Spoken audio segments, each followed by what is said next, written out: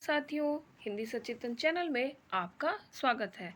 साथियों, इस वीडियो में हम कुछ व्याकरण के प्रश्नों को देखेंगे पूरी व्याख्या के साथ। तो आइए शुरू करते हैं। कुछ व्याकरण के महत्वपूर्ण और नवीन प्रश्नों को देखते हैं। भाषा की सबसे छोटी इकाई किसे कहते हैं? शब्द, व्यंजन, स्वर, वर्ण। तो सही उत्तर है वर्ण, या जिसे अक्षर भी कहते हैं। ये भाषा की सबसे छोटी इकाई होती है। आइए कुछ महत्वपूर्ण बिंदुओं के विषय में भी देख लेते हैं। जैसे ध्वनि किसे कहते हैं? मुख से निकलने वाला प्रत्येक स्वतंत्र स्वर ध्वनि कहलाता है। इसका इस्तेमाल सिर्फ मौखिक भाषा में किया जाता है। वर्ण वर्ण किसे कहते हैं? वह छोटी से छोटी इकाई जिसके और टुकड़े ना हो सके वह वर्ण कहलाती है। जैसे अ, आ, क, ख आदि। शब्द शब्द किसे कहते हैं? शब्द वर्णों के सार्थक और सुव्यवस्थित मेल को शब्द कहते हैं। वर्णों के सार्थक और सुव्यवस्थित मेल को शब्द कहते हैं। जैसे पानी, अनाज, विकास आदि। अब पद किसे कहते हैं? पद पद कहते हैं वाक्य में प्रयुक्त शब्द को पद कहा जाता है। शब्द और पद में सिर्फ यही अंतर है कि शब्द शब्दकोश में मिलते हैं और पद वाक्य में मिलते हैं। अब वाक्य किसे कहते हैं? वाक्य एक विचार को पूर्णता से अभिव्यक्ति करने वाले शब्द के समूह को वाक्य कहा जाता है। जैसे मैं पढ़ रहा हूँ, राम पानी पी रहा है। अब आते हैं दूसरे प्रश्न पे। हमारा दूसरा प्रश्न है, निम्नलिखित में से कौन सी भाषा देवनागरी लिपि में लिखी जाती है?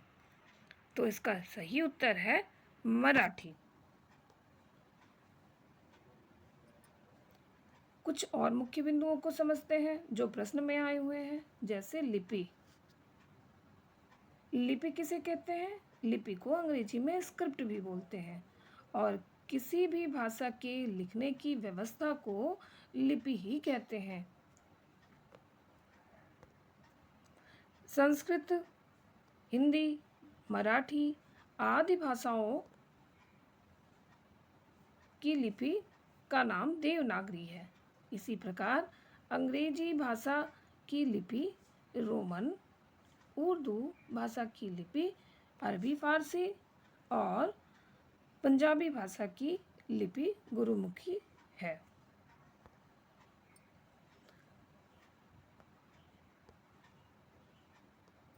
देवनागरी लिपि किसे कहते हैं?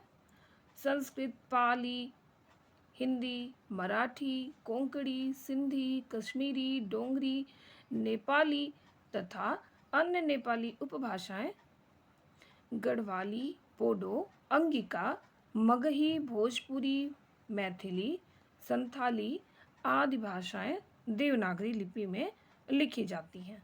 अधिकतर भारतीय लिपियां ब्राह्मी लिपि में विकसित हुई है। देवनागरी लिपि का विकास भी ब्राह्मी लिपि से हुआ है। साथियों, अक्सर यह प्रश्न पूछा जाता है कि देवनागरी लिपि का विकास किससे हुआ है? ब्राह्मी लिपि से हुआ है। देवनागरी बाएं से दाएं की तरफ लिखी जाती है। प्रत्येक शब्द के ऊपर एक रेखा खींची जाती है। कुछ वर्णों के ऊपर रेखा कटी होती है, जैसे धा, भा। इस ऊपर की रेखा को शिरोरेख भी कहते हैं। अगला प्रश्न, हिंदी के लिए प्रयुक्त देवनागरी लिपि में कितने वर्ण होते हैं? इसका सही उत्तर है कुल 52 वर्ण होते हैं। हिंदी के लिए प्रयुक्त देवनागरी लिपि में कुल 52 वर्ण होते हैं, जिनमें 11 मूल स्वर जिनमें से री का उच्चारण अब स्वर जैसा नहीं होता। और 33 मूल व्यंजन होते हैं, 2 उत्क्षिप्त व्यंजन होते हैं, 2 अयोगवाह और 4 संयुक्ताक्षर व्यंजन होते हैं। मूल स्वरों में अ, आ, ई, उ, री, ए, ओ, औ ये सभी मूल स्वर हैं। कुल 11 इनकी संख्या है। 2 अयोगवाह अ, अह। 33 मूल व्यंजन क, ख, ग, घ, अंग, च, छ, ज, झ, इया, ट, ठ, ड, ढ, ड़, त, थ, द, ध, न, प, फ, ब, भ, य, र, ल, व, श, ख, श, ह। ये कुल 33 मूल व्यंजन है। और उत्क्षिप्त व्यंजन जो 2 है, ड़ और ढ। और संयुक्ताक्षर कुल 4 है। संयुक्ताक्षर व्यंजन कुल 4, छत्र, त्र, ज्ञ, स्र, जिसमें छत्र क और मूर्धन्य श के योग से बना है। त्र में त और र का योग है। ज्ञ में ज और इया का योग है। और स्र में तालव्य श और र का योग है।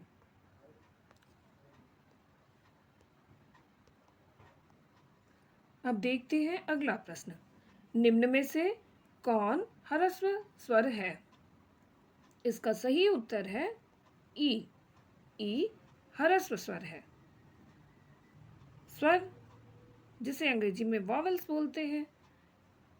जिन वर्णों का उच्चारण स्वतंत्र रूप से होता हो और जो व्यंजन के उच्चारण में सहायता करते हो वे स्वर कहलाते हैं। ये संख्या में कुल 11 होते हैं। अ, आ, ई, उ, री, ए, ओ, औ ये सभी 11 स्वर हैं। हिंदी में री का उच्चारण स्वर जैसे नहीं होता। इसका प्रयोग केवल संस्कृत तत्सम शब्दों में होता है। उच्चारण के समय की दृष्टि से स्वर के 3 भेद किए गए हैं, ह्रस्व स्वर, दीर्घ स्वर और प्लूत स्वर। अब इन्हें समझते हैं।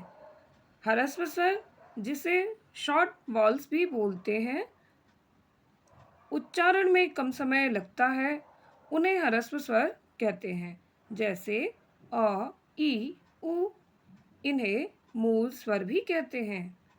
दीर्घ स्वर जिन्हें लॉन्ग्स वॉल्स भी बोलते हैं, उच्चारण में ह्रस्व स्वरों से 2 गुना अधिक समय लगता है, उन्हें दीर्घ स्वर कहते हैं। ये हिंदी में कुल 7 होते हैं। आ, ई, उ, ए, ओ, औ ये कुल 7 स्वर ह्रस्व स्वर की श्रेणी में आते हैं। अब देखते हैं प्लूत स्वर को, जिसे लॉन्गर वॉल्स भी बोलते हैं। ह्रस्व स्वर से 3 गुना समय लगे उसे प्लूत स्वर कहते हैं। जैसे ओम। आइए अगले प्रश्न पे चलते हैं। अगला प्रश्न है, निम्नलिखित में से अंतस्थ व्यंजन कौन सा है? इसका सही उत्तर है ल। ये अंतस्थ व्यंजन है। अंतस्थ व्यंजन। आगे देखते हैं। व्यंजन जिसे कॉन्सोनेंट बोलते हैं, जिन वर्णों के उच्चारण के लिए स्वरों की सहायता ली जाती है वे व्यंजन कहलाते हैं। ये मूलतः संख्या में 35 होते हैं। इनके निम्नलिखित भेद है। पहला स्पर्श व्यंजन, दूसरा उत्क्षिप्त व्यंजन, तीसरा अंतस्थ व्यंजन और चौथा ऊष्म व्यंजन। स्पर्श व्यंजन स्टॉप कॉन्सोनेंट्स क से म तक कुल 25 वर्ण, जिसमें से 20 वर्ण स्पर्श तथा 5 व्यंजन स्पर्श संघर्षी च वर्ग व्यंजन कहलाते हैं। क वर्ग क ख ग घ अंग, ये कुल 5 वर्ण क वर्ग में आते हैं। च वर्ग में च छ ज झ ञ, और ट वर्ग में ट ठ ड ढ ड़, त वर्ग में त थ द ध न, प वर्ग में प फ ब भ म। ये सभी स्पर्श व्यंजन की श्रेणी में आते हैं, जिन्हें स्टॉप कॉन्सोनेंट्स भी कहते हैं। उत्क्षिप्त व्यंजन, जिसे फ्लैप कॉन्सोनेंट्स कहते हैं, ड़ और ढ, ये दो उत्क्षिप्त व्यंजनों की श्रेणी में आते हैं। ड़ और ढ। अब अंतस्थ व्यंजन को देखते हैं। अंतस्थ, अंतःस्थस्थ या अंतस्थ व्यंजन अप्रॉक्सिमेट्स कॉन्सोनेंट्स य, र, ल और व, ये संख्या में कुल 4 होते हैं। ऊष्म व्यंजन, जिसे ऊष्म संघर्षी व्यंजन या साइबिलेंट्स बोलते हैं, श, श, श, ह, इनके संख्या भी कुल 4 है। आते हैं अगले प्रश्न पे। अगला प्रश्न है, निम्नलिखित में से नासिक्य व्यंजन कौन सा है? नासिक्य व्यंजन इनमें से या, ये नासिक्य व्यंजन है। इसका सही उत्तर ऑप्शन बी है। अब नासिक्य व्यंजन क्या है, इसे समझते हैं। नासिक्य व्यंजन स्पर्श व्यंजन तालिका में क वर्ग, च वर्ग, ट वर्ग, त वर्ग तथा प वर्ग के पंचम वर्ण यानी या, ड़, ड़, न, म को नासिक्य व्यंजन कहते हैं। अनुस्वार, अनुस्वार जो एक बिंदु के रूप में प्रयोग होता है, इसका प्रयोग स्पर्श व्यंजन तालिका के पंचम वर्ण नासिका व्यंजन के स्थान पर होता है। अर्थात क वर्ग, च वर्ग, ट वर्ग, त वर्ग तथा प वर्ग के पंचम वर्ण यानी अंगा, अणिया, ड़, न, म के स्थान पर होता है। इसका चिन्ह बिंदु है। अनुस्वार मूलतः व्यंजन ही है, जैसे गंगा, गंगा, पंच, पंच, पंडित, पंडित, हिंदी, हिंदी, दंभ, दंभ। अब देखते हैं अनुनासिक को। अनुनासिक चंद्र बिंदु जिसे कहते हैं, ये कुछ इस तरह लगता है। चंद्र बिंदु।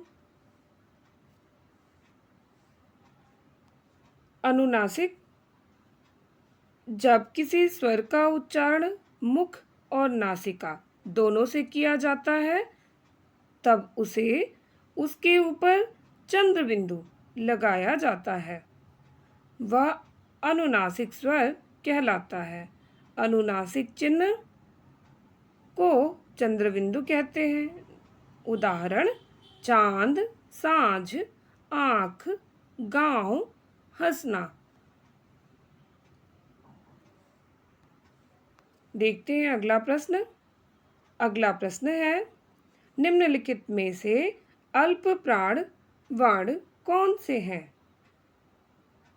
क और ग, ये दोनों अल्प प्राण वर्ण हैं। उच्चारण के अनुसार व्यंजनों को 2 भागों में बांटा गया है। अल्प प्राण, महाप्राण। अल्प प्राण ऐसे व्यंजन जिनको बोलने में कम समय लगता है और बोलते समय मुख से कम वायु निकलती है। इनकी संख्या 20 होती है। अल्प प्राण वर्ग का पहला, तीसरा और पांचवा वर्ण होता है। क, ग, अंग, च, ज, य, ट, ड, ड़, ण, त, द, न, प, ब, म, य, र, ल, व। याद रखने का आसान ट्रिक है। वर्ग का पहला, तीसरा, पांचवा अक्षर अंतस्थ, एक उत्क्षिप्त और कुल संख्या 20 हो जाती है अल्प प्राण की। तो याद रखने का ट्रिक एक बार पुनः देखते हैं। वर्ग का पहला, तीसरा, पांचवा अक्षर अंतस्थ और एक उत्क्षिप्त। महाप्राण व्यंजन ऐसे व्यंजन जिनको बोलने में अधिक प्रयत्न करना पड़ता है और बोलते समय मुख से अधिक वायु निकलती है। इनकी संख्या 15 होती है। क, घ, छ, झ, ढ, ट, ढ, थ, ध, फ, भ, ढ और उ, श, श, श, ह। याद रखने का आसान तरीका। वर्ग का 2-4 अक्षर ऊष्म व्यंजन, एक उत्क्षिप्त व्यंजन, ये महाप्राण व्यंजन होते हैं। अगला प्रश्न, निम्नलिखित में से कौन सा घोष वर्ण है? तो इसका उत्तर डी सही होगा। घोष वर्ण हा।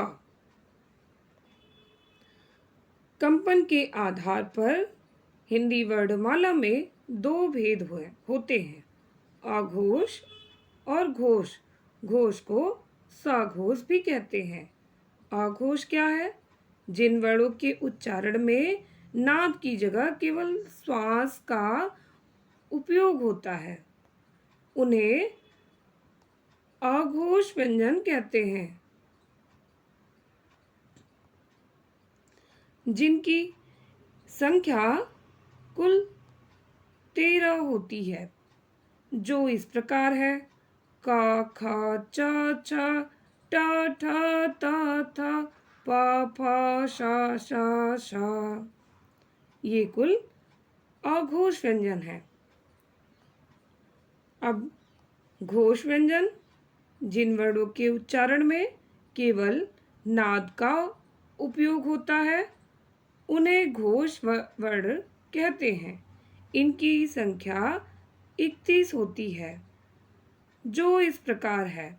इसमें सभी स्वर अ से ओ तक और ग, घ, अंग, ज, झ, ञ, ड, ढ, ड़, द, ध, न, ब, भ, म, य, र, ल, व, ह। ये सभी घोष वर्णों की श्रेणी में आते हैं। आते हैं अगले प्रश्न पे। अगला प्रश्न है, ए वर्ण क्या कहलाते हैं? इसका सही उत्तर है कंठ तालव्य। ए कंठ तालव्य वर्ण कहलाते हैं। आते हैं कुछ और बिंदु देखते हैं जिनमें श्रेणी, उच्चारण स्थान और वर्णों को समझते हैं। कंठस्थ विसर्ग, कंठ और जीभ का निचला भाग, ये कंठस्थ कहलाता है और इसमें इस वर्ग में वर्ण अ, आ, क, ख, ग, घ, अंग और ह ये सभी कंठस्थ वर्ण होते हैं। अगले हैं तालव्य। तालु, और जीवा, जिसे तालव्य कहते हैं। इसमें आने वाले वर्ण हैं ई, चा, छा, जा, झा, या और श। अगला वर्ण है मूर्धन्य। मूर्धन्य श्रेणी, इसका उच्चारण स्थान है मूर्धा और जिह्वा, जिसमें री, ट, ठ, ड, ढ, ढ़, ड़, ढ, र, श, ये सभी मूर्धा अर्थात मूर्धा और जीभ से उच्चारण करने वाले वर्ण हैं।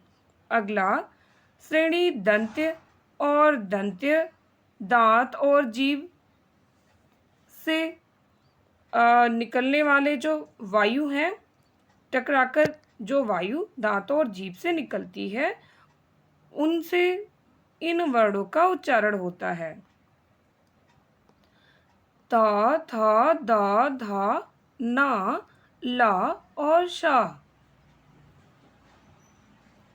अगला श्रेणी जो ओष्ठ है और इसका उच्चारण स्थान दोनों होठ होते हैं और इनमें आने वाले वर्ण जो दोनों होठ की सहायता से बोले जाते हैं उ, प, फ, ब, भ, म। अगली श्रेणी कंठ तालव्य की है और इसका उच्चारण स्थान कंठ तालु और जीभ है और इसमें आने वाला वर्ण ए।